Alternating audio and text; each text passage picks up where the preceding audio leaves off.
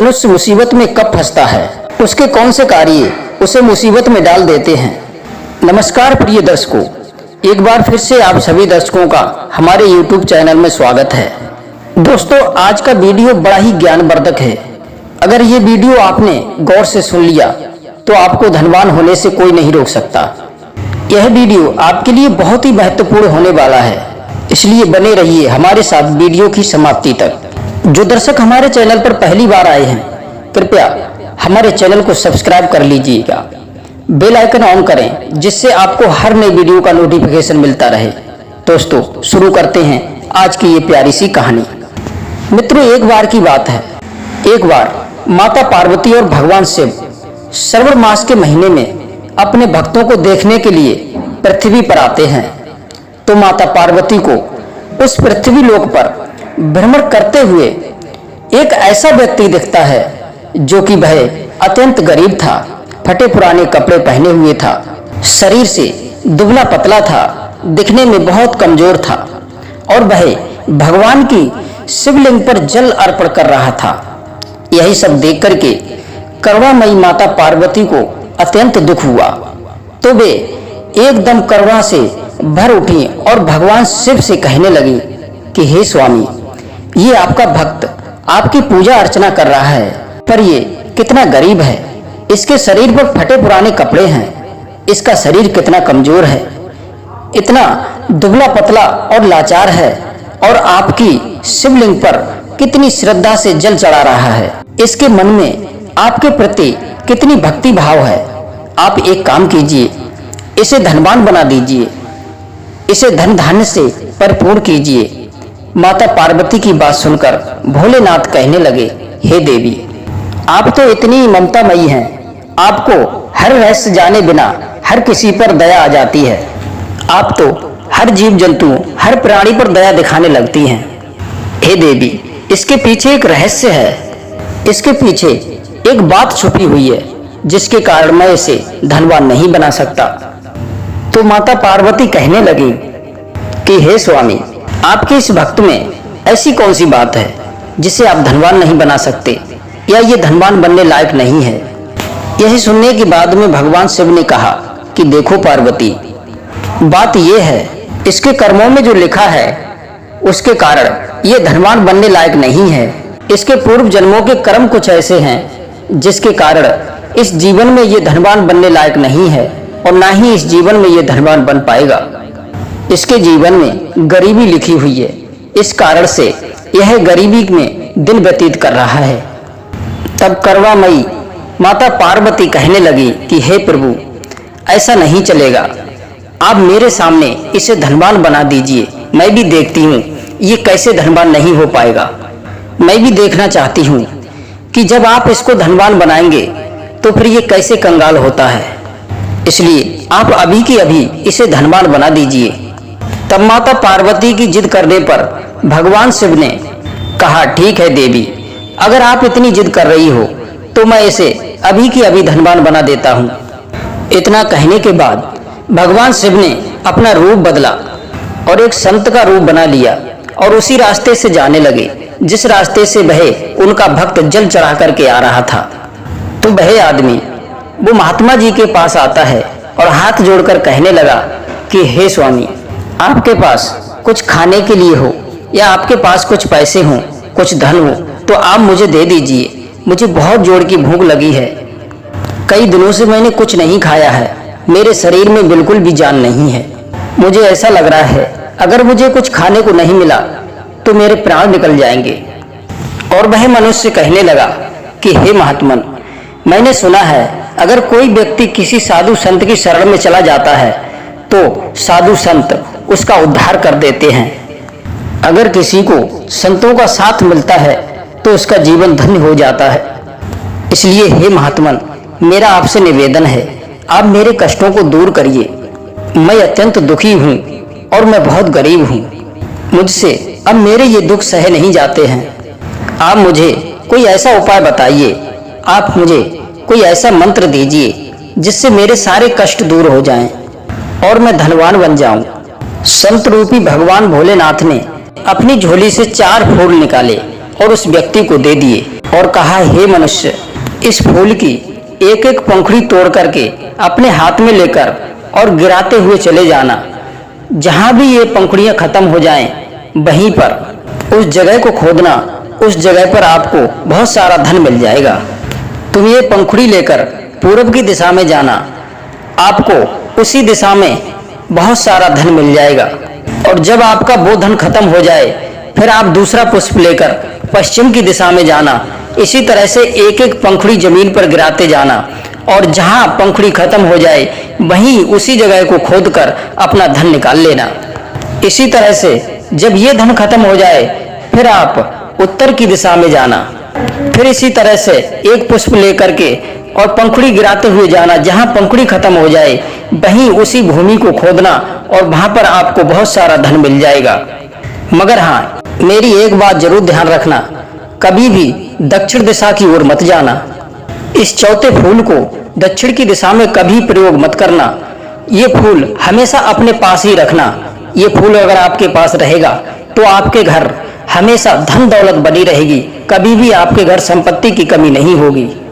इस चौथे फूल को हमेशा अपने पास ही रखना। इतना कहकर के भगवान शंकर अपने रास्ते की ओर बढ़ जाते हैं और माता पार्वती के पास जाकर कहते हैं कि हे देवी, अब तुम देखना यह व्यक्ति क्या करता है। तब माता पार्वती कहने लगी कि हे प्रभु, जब तक ये मनुष्य अपना कार्य कर रहा है, तब तक क्या आप मेरे प्रश्नों के उत्तर देंगे।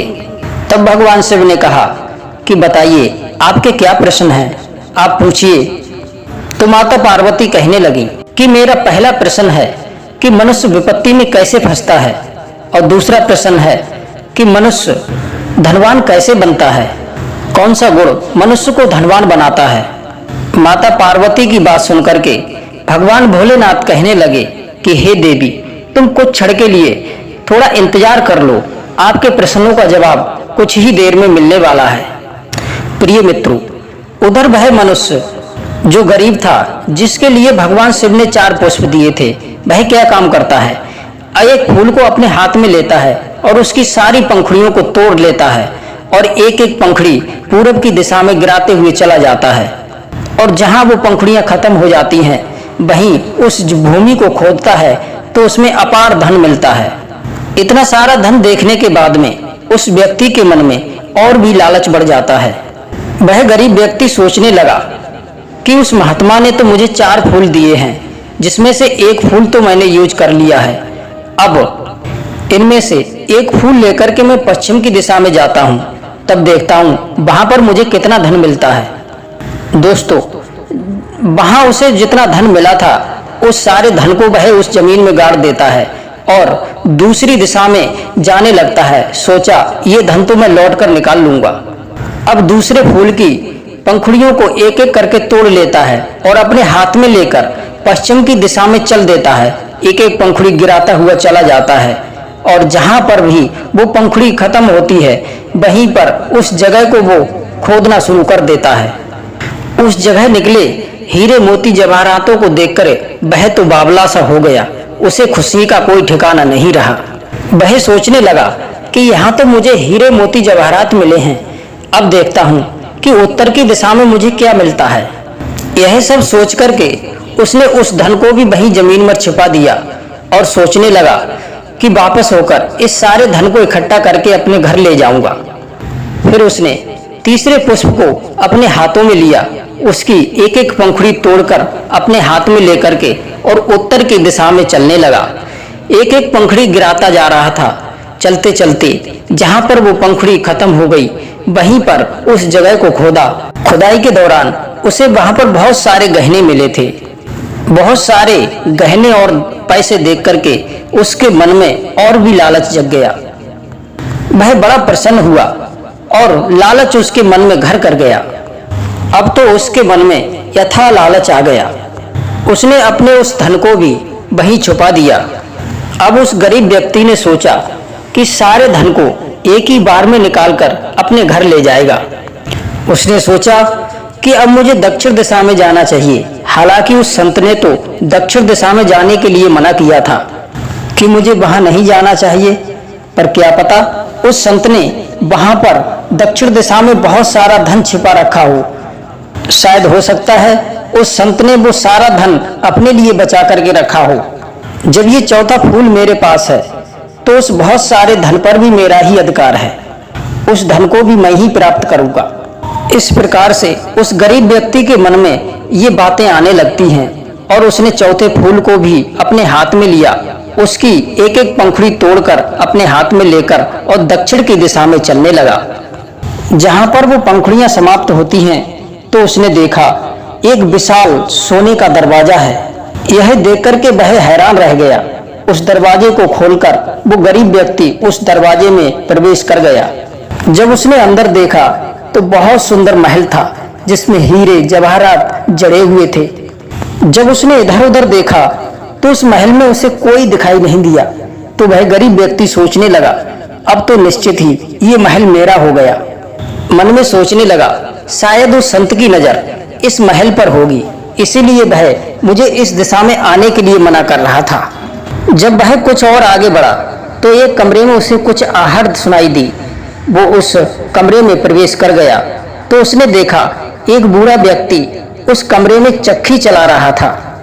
वह गरीब व्यक्ति उस चक्की चलाने वाले व्यक्ति से कुछ प्रश्न पूछने लगा कि आप कौन हैं और इस महल का मालिक कौन है और आप चक्की क्यों चला रहे हो। चक्की चलाने वाला व्यक्ति कहने लगा कि मैं तुम्हारे प्रश्नों का जवाब एक शर्त पर दूंगा। अगर मेरी जगह आकर तुम चक्की चलाओ तो मैं तुम्हारे सारे प्रश्नों का उत्तर दे दूंगा, क्योंकि मैं चक्की चलाते चलाते थक गया हूं और मुझे थोड़ा आराम मिल जाएगा तो मैं आपके प्रश्नों का उत्तर भी दे दूंगा। प्रश्न जानने की लालसा में वह गरीब व्यक्ति उस चक्की चलाने के लिए राजी हो गया और वह चक्की चलाने लगा। तो वह जो पहले से चक्की चला रहा था वो उठ करके खड़ा हो गया और वो गरीब व्यक्ति चक्की को चलाने लगा। तब वह बुजुर्ग व्यक्ति एक तरफ खड़ा हो गया और कहने लगा, अब मैं तुम्हारे प्रश्नों का उत्तर देता हूँ। और कहने लगा, मैं भी तुम्हारी तरह एक लालची व्यक्ति था। एक संत ने मुझे भी इस दिशा में आने के लिए मना किया था। अधिक धन को पाने की लालसा में मैंने जो पहले मुझे धन मिला था वो उसको खो दिया है। और इस महल का मालिक वही होता है जो चक्की चलाता है, और जैसे ही ये चक्की चलना बंद हो जाएगी तभी ये महल गिर जाएगा और चक्की चलाने वाला इसी महल में दब करके मर जाएगा। मुझसे पहले इस महल का मालिक कोई और चक्की चलाने वाला था। तुम्हारी तरह मैं भी उस संत की बात को नजरअंदाज करके और अधिक धन पाने की लालसा में इधर आ गया और मैं भी इस चक्की को चलाने लगा। अब मेरी और तुम्हारी तरह जो भी लालची होगा वो आकर के इस चक्की को चलाएगा, तभी तुम इस चक्की से मुक्त हो पाओगे, अन्यथा इस चक्की को तुम जीवन भर चलाते रहो। अगर तुमने किसी प्रकार की कोई चालाकी करने की कोशिश की और जैसे ही चक्की चलाना बंद करी तो ये महल तुम्हारे ऊपर गिर जाएगा और तुम इस महल के अंदर दबकर मर जाओगे। इतना कहकर के जो पहले चक्की चला रहा था वो व्यक्ति तो वहां से चला जाता है। अब वह गरीब व्यक्ति उस महल में चक्की चला रहा था। अब वह गरीब व्यक्ति अपने लालच में फंस चुका है और उसे उससे पहले जो 3 जगह बहुमूल्य खजाना मिला था वह अपने लालच के चक्कर में उस खजाने को भी गवा चुका।